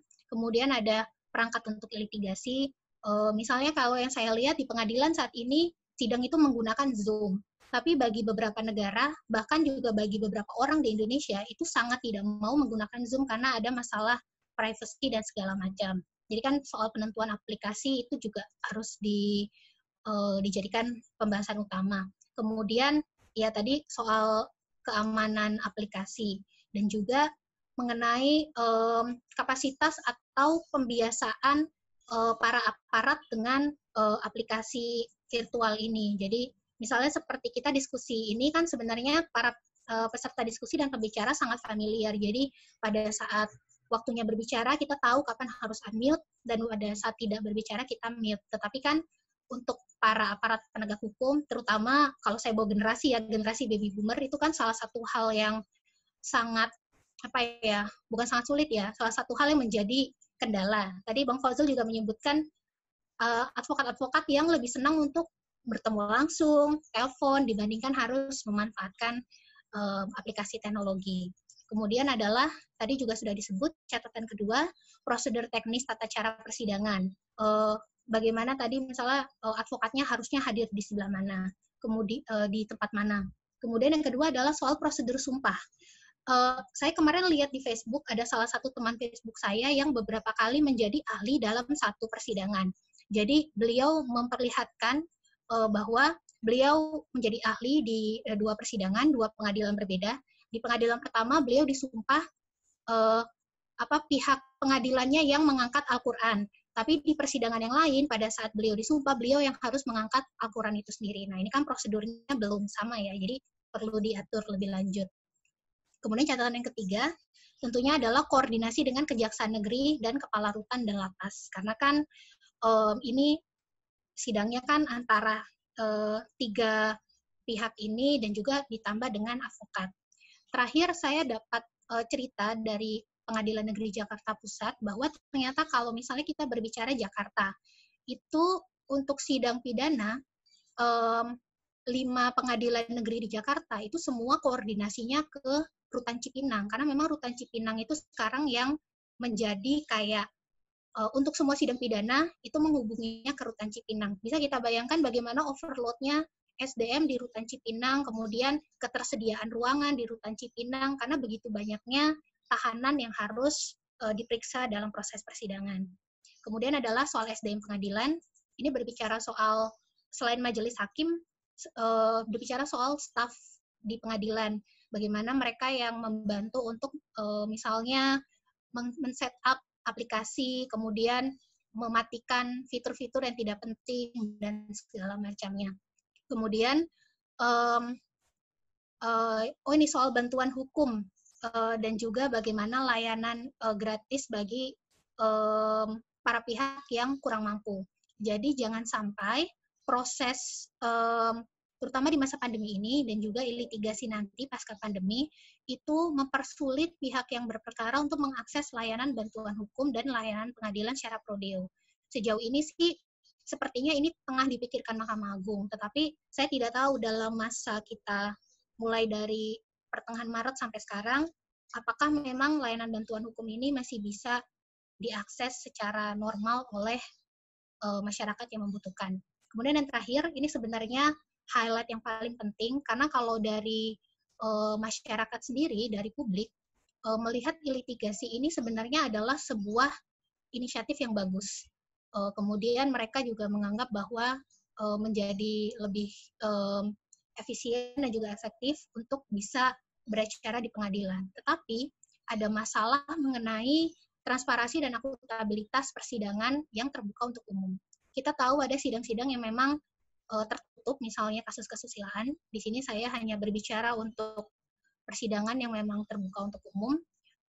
Sepanjang saya melihat dari peraturan tentang litigasi yang dibuat oleh Mahkamah Agung dan beberapa informasi lainnya, sejauh ini belum diatur mengenai bagaimana publik yang memang ingin melihat dan memantau persidangan, karena sebenarnya publik itu kan terbagi dua. Ada publik yang misalnya teman-teman CSO pemantau peradilan, ada publik yang memang dia hanya iseng aja mungkin ingin nonton. Kan kadang-kadang suka ada kasus-kasus seperti dulu sidang Jessica, orang yang tidak ada kepentingan, dia memang cuma pengen nonton aja. Atau mungkin yang ketiga seperti misalnya mahasiswa, akademisi yang memang punya kepentingan untuk memantau suatu kasus di persidangan. Nah, dari peraturan tentang litigasi ini saya melihat belum diatur soal transparansi dan akuntabilitas. Padahal kan sebenarnya ini salah satu prinsip atau pilar penting di dalam penyelenggaraan proses peradilan. Jadi highlight-nya adalah jangan sampai kita sudah modernisasi peradilan, tetapi kita melupakan ada hak-hak publik untuk mendapatkan informasi di situ. Sejauh ini sih yang saya tahu Mahkamah Agung tengah memikirkan, terutama untuk yang tadi penyusunan draft perma untuk litigasi pidana. Jadi memang kita tunggu saja bagaimana nanti pengaturan substansinya. Untuk persidangan yang terbuka untuk umum, kalau saya melihat ada dua hal yang bisa dilakukan oleh pengadilan. Yang pertama itu adalah misalnya kita, misalnya pengadilan, kejaksaan, rutan dan juga advokat itu melakukan persidangan melalui aplikasi Zoom. Nah, bagaimana publik bisa mengakses sidang tersebut? Salah satu caranya adalah live Zoom itu sendiri pada saat sidang itu berlangsung, itu harus disiarkan secara live, misalnya melalui YouTube. Jadi para aparat dan pihaknya ada di ruang sidang virtual di Zoom, publik yang memang ingin menonton bisa menontonnya atau mengaksesnya melalui YouTube. Jadi mungkin menarik ke depannya. Yang kita lakukan sekarang ini ya, Mbak Liza. Iya, tepat sekali, keren sekali. Ini contoh baik nih yang dilakukan oleh Archipel dan Lake. Jadi saya membayangkan nanti ada 910 pengadilan di Indonesia, berarti ada 910 akun YouTube. Jadi misalnya hari ini, mau nonton pengadilan negeri Kabanjahe sidangnya gitu kan, tinggal ke YouTube-nya pengadilan negeri Kabanjahe. Kemudian yang kedua adalah kalau memang nanti dipilih, misalnya kalau tadi kan opsi pertamanya lewat YouTube, misalnya ada opsi kedua nih, boleh deh Zoom itu kan kalau misalnya yang gratis atau yang Zoom Pro kan maksimal 100 orang di dalam Zoom. Misalnya pengadilan berpikir untuk kasus-kasus tertentu boleh deh masuk ke dalam Zoom itu sendiri, jadi bukan ngelihat di YouTube. Nah itu harus diatur lebih lanjut, misalnya fitur chatnya dimatikan, terus kemudian harus di-unmute semua pengunjung tidak bisa meng-unmute dirinya sendiri. Jadi memang pelaksanaan secara virtual ini tuh memang banyak prosedur teknis yang sebenarnya itu harus benar-benar dipelajari. Karena kita kan harus tetap juga menghormati sidang, kemudian ada tata tertib dan segala macam. Oke. Itu mungkin Mbak Nisa dari aku. Seru banget ya penjelasannya. Terima dan kasih. Saran-sarannya banyak sekali ini yang mungkin harapannya sih didengar ya oleh pihak-pihak yang berkepentingan. Nah, kita ada waktu sekitar 30 menit. Saya tadi sudah melihat di chatroom ada beberapa pertanyaan yang sudah diajukan ya. Tapi pertama-tama mungkin saya ingin memberi kesempatan terlebih dahulu nih kepada penanya pertama yang kebetulan advokat senior yang kita hormati. Bang Indra, boleh diajukan langsung aja Bang pertanyaannya kepada Bang Indra Safitri. Masih ada di sini kah? Dari panitia bisa bantu unmute mungkin mikrofonnya Bang Indra.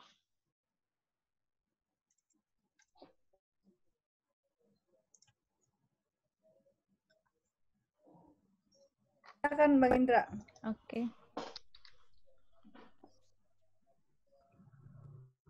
Oh, apa mungkin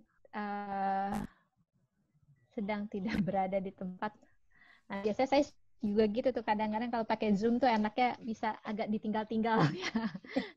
Oke, kalau gitu ya mungkin saya bacakan aja ya pertanyaan dari Bang Indra. Bang Indra ini sebetulnya menanyakan kepada say hi sih sebetulnya ke Bang Fauzul. Terus kemudian juga ada pertanyaan beliau yang bilang bahwa dengan litigation ini apakah tanda-tanda profesi hukum ini sudah bergeser nih ke arah sesuatu yang baru ya, atau bahkan mungkin nanti bahkan akalan hilang gitu. Dan ini pertanyaan ini ditujukan kepada Bang Fauzul dan juga kepada narasumber lain.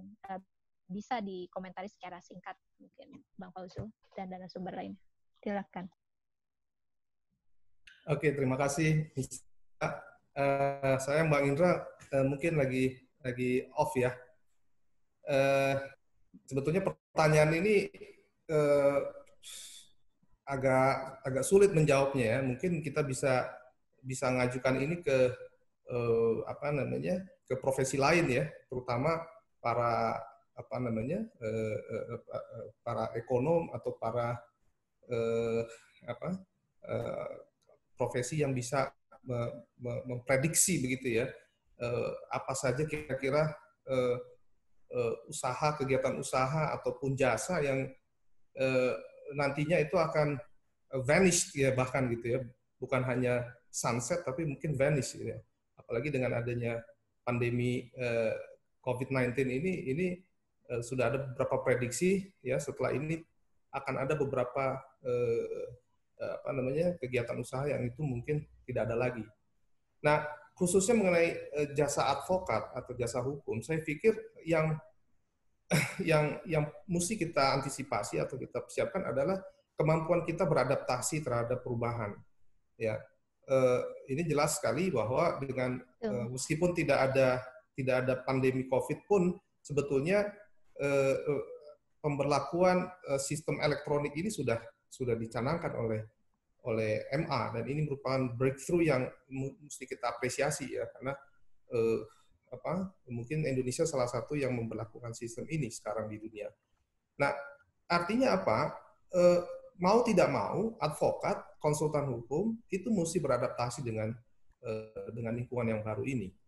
Nanti kita mesti siap untuk mengaplikasikan teknologi di dalam kegiatan usaha kita. Nah, saya pikir itu kali Mbak Nisa ya lebih tepatnya. Jadi mau tidak mau kita mesti siap dengan itu, ya. Oke, suka atau tidak suka. Ya, jadi pokoknya yang bisa disimpulkan sebetulnya akan ada atau tidaknya hilang atau lenyapnya tergantung dari kecepatan profesi tersebut bisa untuk beradaptasi begitu ya. Nah, mungkin saya tambahkan kalau hilang sama sekali mungkin saya tidak setuju, karena profesi advokat ini adalah profesi termasuk yang paling tua dan akan terus dibutuhkan sampai sampai dunia ini fana ya. Bahkan mungkin. Iya, betul. Nah, berhubung masih banyak pertanyaan lain nih, jadi dari pembicara ini mungkin bisa menjawab pertanyaan yang lainnya gitu ya. Sebelum lanjut ke pertanyaan lain, saya juga ingin mengundang Bang Fikri nih yang kebetulan hadir pada sesi Zoom kali ini. Kita coba apakah Bang Fikri available atau mungkin punya pandangan terhadap apa yang tadi ditawarkan ataupun yang dijelaskan oleh pembicara. Bang Fikri, apakah hadir? Wah, terima kasih. Oke, silakan. Ini mungkin sebenarnya teman-teman yang di prakteknya di dispute ya, ada dari tim AHP di sini, ada Alvin dan teman-teman lain yang memang udah real life gitu menggunakan e-court ini gitu ya. Kalau dari saya pribadi, saya ngelihat ini perkembangan yang sangat bagus gitu ya. Tadi Fauzul bilang bahwa memang banyak advokat tantangannya yang masih gaptek gitu ya. Yang kalau menurut saya sih itu the outgoing generation gitu ya. Kalau kita lihat generasi yang muda-muda yang sekarang mayoritas itu punya kemampuan yang lebih, dan saya sih amat sangat berharap gitu ya ini MA bisa up the ante gitu ya, bisa secara lebih jauh lagi menerapkan. Nah, the fact bahwa mereka bisa sejauh ini, yang itu buat saya benar-benar pleasantly surprised gitu ya, karena dengan sekarang aja itu transparansi dari proses, kemudian banyak banget red tape yang memperlama proses berperkara gitu ya. Nah, dengan yang sekarang ini sudah sangat terbantu. Misalnya kita lagi ada kasus di PT UN, itu gimana dengan pemanggilan prosesnya yang semuanya secara elektronik, itu benar-benar nggak memutus berbagai kesulitan lah gitu ya. Ya contohnya dengan kita sekarang work from home, itu langsung di email disebar ke tim gitu ya. Dan sebagainya gitu, dan termasuk juga submission-nya gitu ya. Kita bangga sekali waktu itu teman-teman submission lagi work from home dilakukan online gitu. Menurut saya sih ini masa depan gitu, kita semua harus embrace ini dan kita semua harus tuntut ya. Kita puji MA gitu karena berhasil sampai ke sini, tapi jangan kebanyakan dipuji juga gitu. Kita tuntut MA untuk meningkatkan lebih jauh lagi, dan saya pikir sih jadi contoh ya, untuk jadi contoh bagi lembaga-lembaga pemerintah lain, khususnya lembaga penegakan hukum, lembaga penegak hukum, kepolisian, kejaksaan gitu, yang kalau saya lihat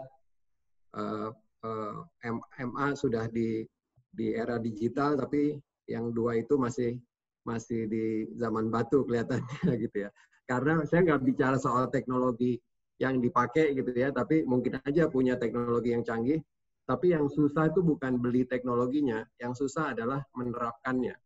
Yang susah adalah mengadopsi bisnis proses yang kemudian bisa diselaraskan dengan teknologi gitu ya.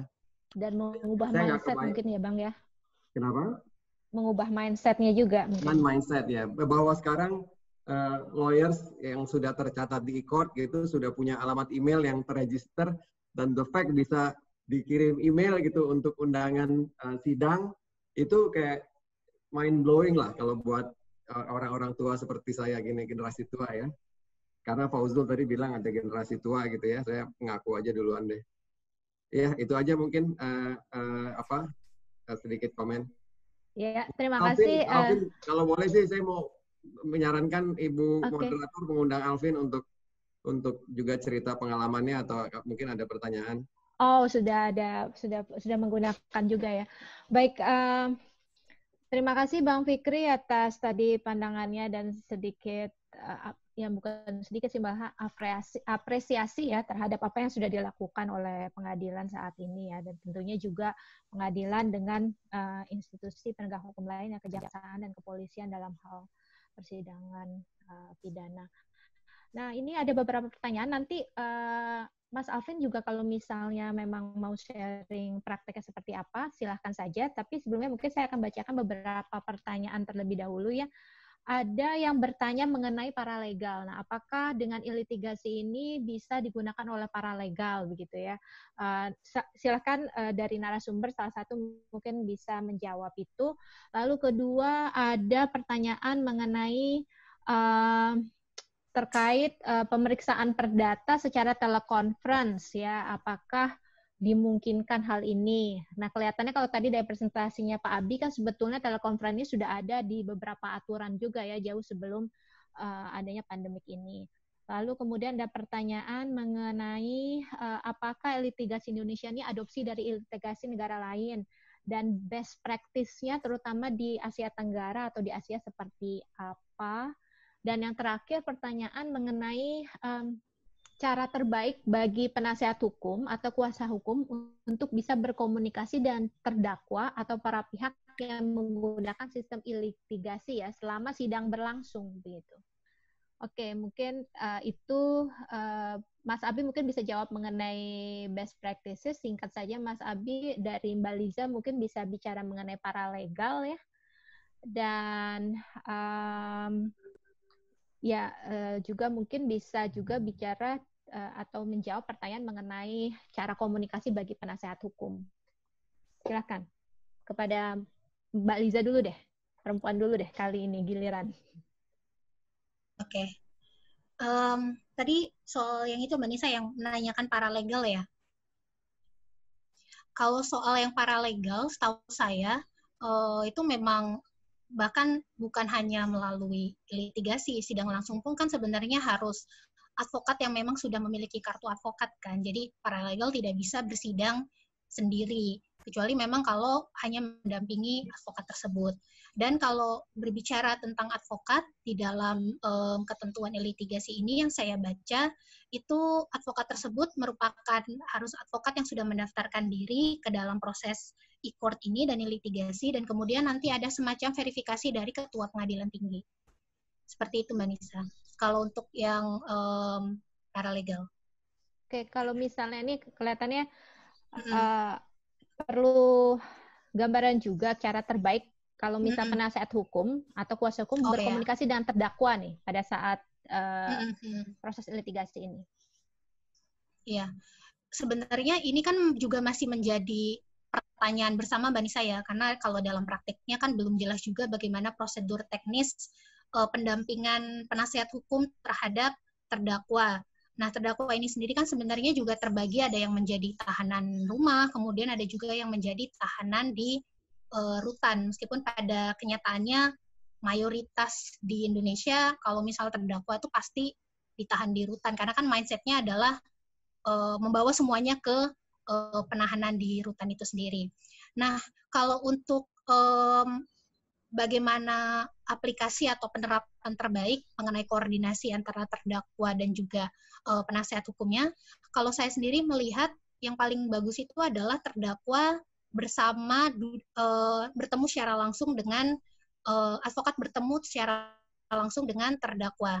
Jadi advokat pergi atau bersidang dari tempat di mana terdakwa itu berada. Misalnya kalau tahanan rumahnya di rumah, kalau misalnya tahanan di rutan, itu advokatnya berada di rutan itu sendiri.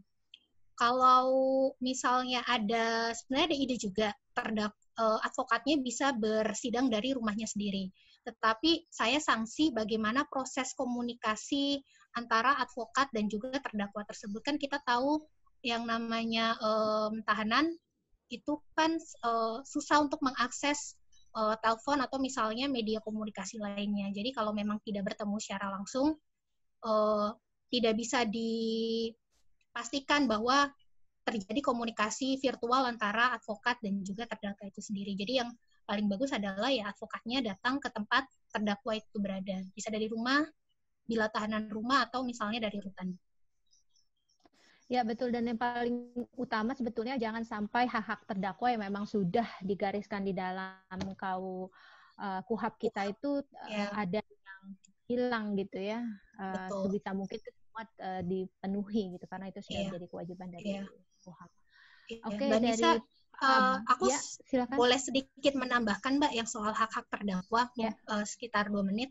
Jadi memang salah satu concern juga yang disampaikan oleh teman-teman advokat yang bersidang itu dengan adanya litigasi ini sendiri, baik dalam masa pandemi atau nanti pasca pandemi, selain dari permasalahan teknis soal hak-hak terdakwa dan juga saksi, itu sebenarnya ada 2 catatan. Pertama itu adalah jika terdakwa atau saksi tersebut adalah orang dengan kebutuhan khusus, misalnya rekan-rekan tuli, apakah penyediaan dari juru bahasa isyarat itu juga perlu diatur secara detail. Terus kemudian jika terdakwa atau saksi adalah orang yang tidak bisa berbahasa Indonesia, bisa jadi orang di daerah yang hanya bisa misalnya bahasa Jawa saja, atau pihak warga negara asing. Ya, jadi penyediaan penerjemah juga.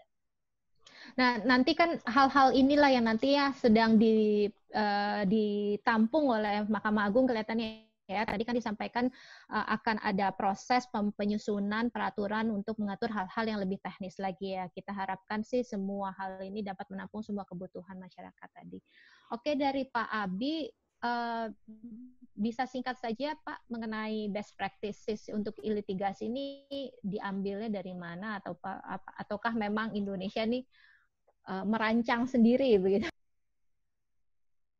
Ya, baik. Mungkin kalau secara singkat jawabannya ini pertanyakan apa ada lesson learn dari negara lain gitu, terutama Asia atau Asia Tenggara. Ya memang kita belajar dari negara lain yang memang implementasinya sudah lebih advance, terutama di negara tetangga itu Singapura, dan kalau ke timur itu ke Australia.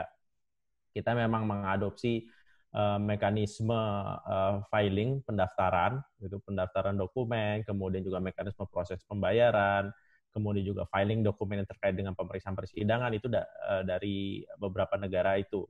Nah, dan memang ada beberapa yang tidak bisa lah gitu ya kita adopsi, terutama pemeriksaan terutama terhadap barang bukti.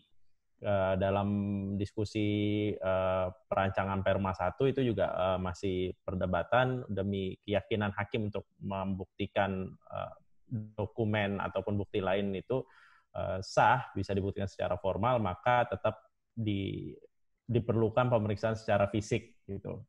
Kurang lebih argumentasinya seperti itu. Tapi kalau kita berkaca ke negara lain sebetulnya itu nggak ada masalah ya. Memang satu sisi infrastruktur terkait dengan pembuktian terhadap barang bukti elektronik, ya pembuktian elektronik terhadap barang bukti elektronik itu juga sudah pakem, sudah clear gitu mekanisme prosedurnya. Jadi tidak ada masalah di negara-negara tersebut. Nah, agak berbeda dengan kita yang belum bisa diadopsi secara 100%, di mana dokumen elektronik saja baru diakui gitu, tapi belum ada jaminan keabsahan dan bagaimana mekanisme untuk mengkonfirmasi keabsahan dan bagaimana juga nantinya kalau di persidangan perlu dibuktikan. Nah, jadi kalau berbicara litigasi, kita belum mempelajari lah, kita borrowing ideas from other nations, khususnya ya hal-hal yang bisa kita adopsi. Tapi kalau dalam pemeriksaan terutama barang bukti itu yang belum, kita tidak mengadopsi, kita benar-benar masih mencerminkan ciri hukum acara terutama perdata yang mencari kebenaran formal itu. Ya mungkin secara singkat seperti itu. Terima kasih Pak Abi. Jadi ya ini kalau tadi Bang Firky sampaikan punya email aja udah mind blowing, sebetulnya prosesnya itu udah saling bersinergi ada di beberapa tempat. Juga ada peraturan barang bukti elektronik yang sekarang ini terus diperbaharui, lalu kemudian di satu sisi pengadilan juga terus memperbaiki sistemnya, dari kepolisian dan kejaksaan juga demikian. Jadi mungkin nanti suatu saat nanti kita akan terintegrasi keseluruhannya dan bisa lebih baik lagi gitu semua sistemnya. Nah mungkin terakhir saya akan undang Mas Alvin ya, yang tadi disampaikan katanya punya pengalaman nih untuk mencoba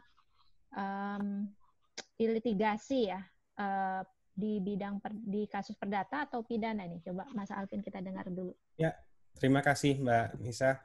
Terima kasih juga semua tadi narasumber Bang Abi, Bang Fauzul, Mbak Liza.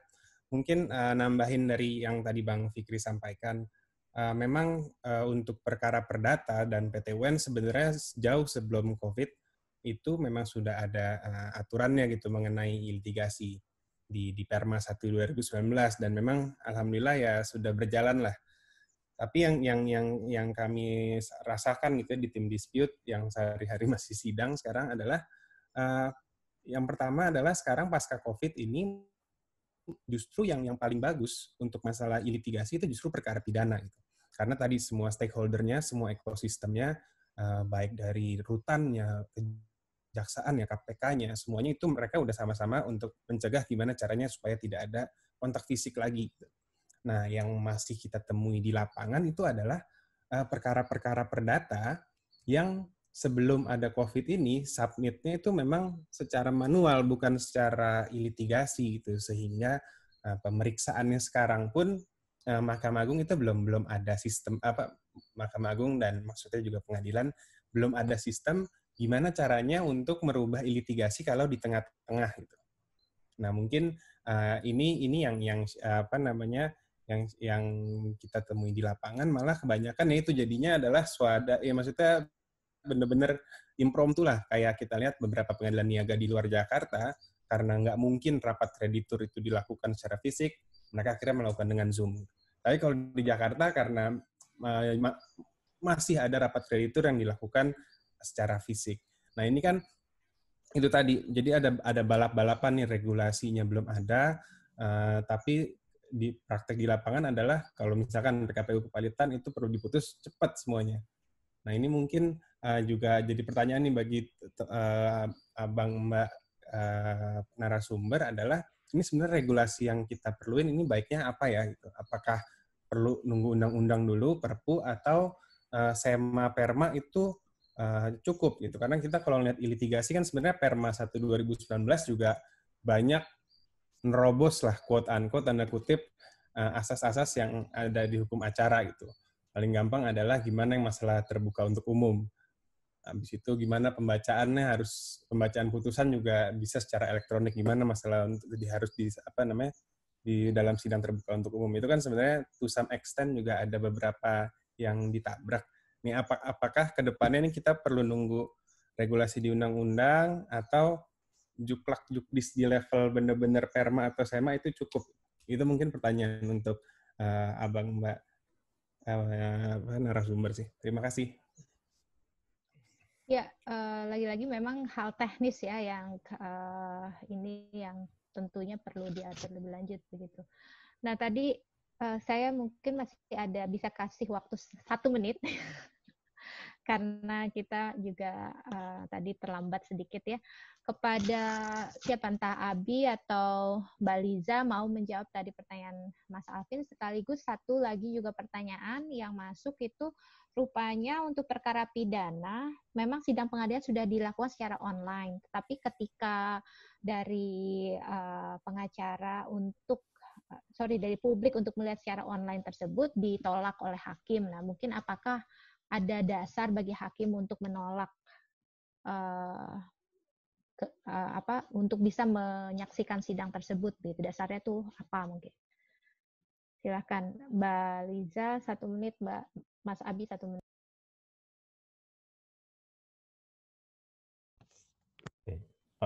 Liza duluan, silakan deh. Oke, aku dulu ya Bang Abi ya. Singkat, Mbak Nisa, kalau untuk yang tadi paparan dari Bang Alvin, memang kita sepakat bahwa prosedur teknisnya yang harus banyak disusun dengan mendengarkan banyak masukan dari para advokat dan juga para pengguna layanan di pengadilan. Kalau untuk bentuk dari peraturannya, kalau saya pikir untuk litigasi itu sendiri kan bentuknya peraturan Mahkamah Agung. Sedangkan untuk prosedur teknis dan segala macamnya mungkin bisa diatur di dalam, kalau tidak salah kan ada SK Ketua MA ya Bang Abi ya, yang 127 atau 129 tahun 2019, mungkin bisa ada perbaikan dari SK Ketua Mahkamah Agung itu sendiri, atau mungkin ke depannya jika dirasa bahwa litigasi itu sendiri perlu ada penyempurnaan, ya kita bisa sempurnakan dalam bentuk peraturan Mahkamah Agung yang baru.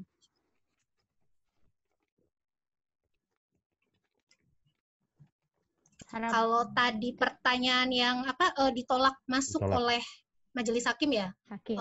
Ya, sejujurnya saya susah menjawabnya karena kan itu termasuk di dalam wewenang dari majelis hakim itu sendiri. Gitu. Mungkin alasannya apakah pihak yang ditolak tersebut ujuk-ujuk masuk ke dalam sidang virtual tersebut tanpa konfirmasi, atau misalnya link dari aplikasi virtual itu bocor lalu ada yang masuk. Nah, itu saya kurang tahu juga, bergantung dari alasan penolakannya.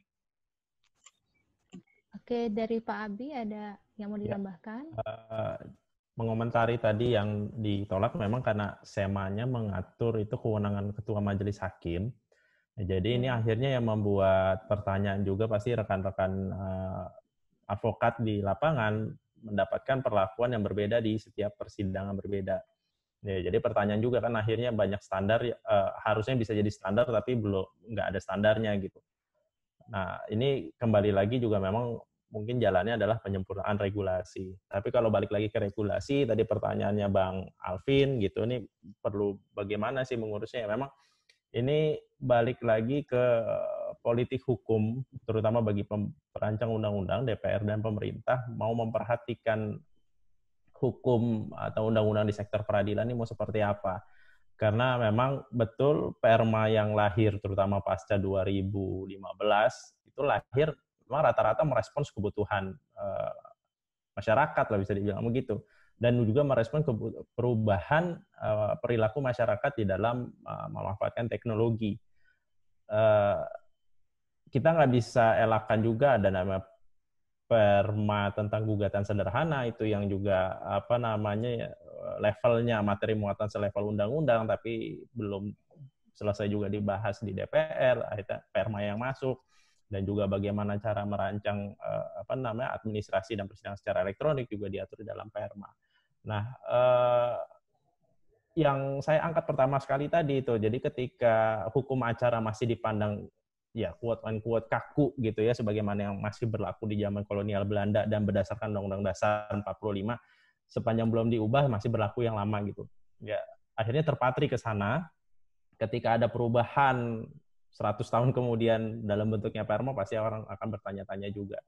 Nah, kalau kita mau ngambil lessons dari pelajaran dari negara lain, ketika court rulings itu sudah keluar, undang-undang hanya menegaskan aspek-aspek umumnya aja, court rulings mengatur bagaimana teknisnya, udah nggak ada pertanyaan lagi biasanya. Semua akan menurut bagaimana pengadilan itu mengatur bagaimana tata cara mau filing, bagaimana tata cara mau menghadiri persidangan, apa do and don'ts-nya gitu. Nah, kadang-kadang kita karena mungkin dianggap PERMA, lagi-lagi quote-unquote di bawah, secara tata perundang-undangan di bawah undang-undang, masih ada orang yang masuk membenturkannya dengan ya merasa levelnya kalau HIR itu masih selevel dengan undang-undang. Nah, bagi tapi saya hukum acaranya nggak beres-beres gitu ya di mungkin tapi dituntaskan ya, gitu. PR-nya kalau mau selevelnya undang-undang ya tolong diberesin gitu ya, kalau diadvokasikan ke DPR. Ya, satu sisi bagi yang punya jaringan kepada DPR.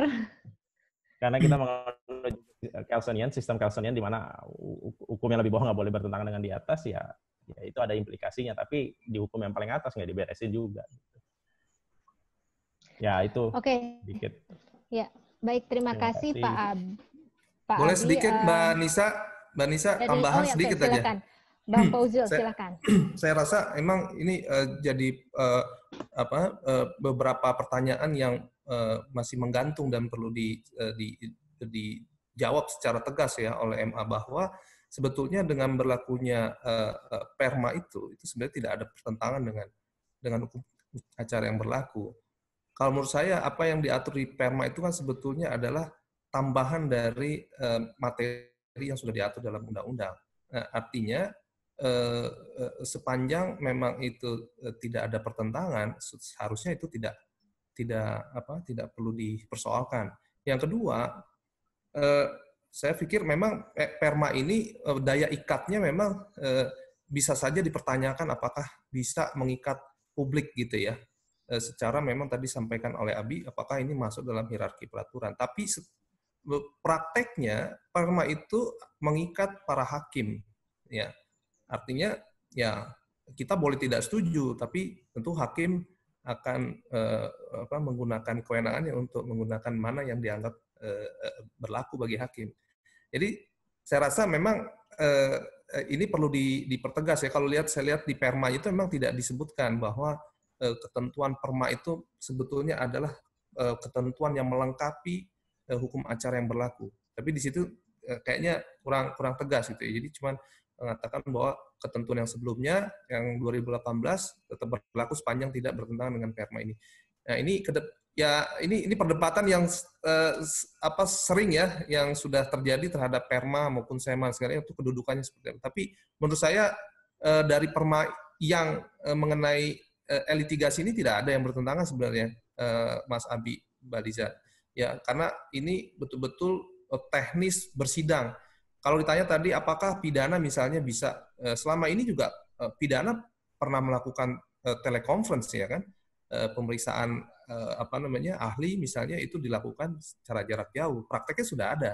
Ya apalagi dengan kondisi COVID sebetulnya mestinya hakim bisa memberikan fleksibilitas ya kalau memang itu tidak bisa dilakukan karena keadaan darurat, itu mestinya bisa dilakukan. Terima kasih Mbak Nisa.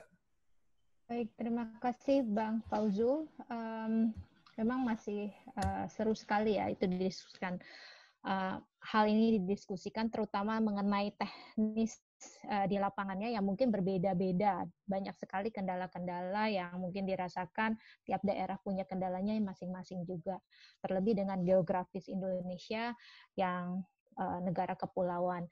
Tapi karena waktu juga yang membatasi diskusi, tadi ada pesan dari panitia bahwa seri diskusi ini akan terus berlanjut. Jadi nanti entah dari panitia mungkin akan membungkusnya menjadi per isu, seperti misalnya katakanlah perkara agama, lalu kemudian perkara pidana perdata, lalu kemudian TUN atau yang lainnya, atau dibungkus dengan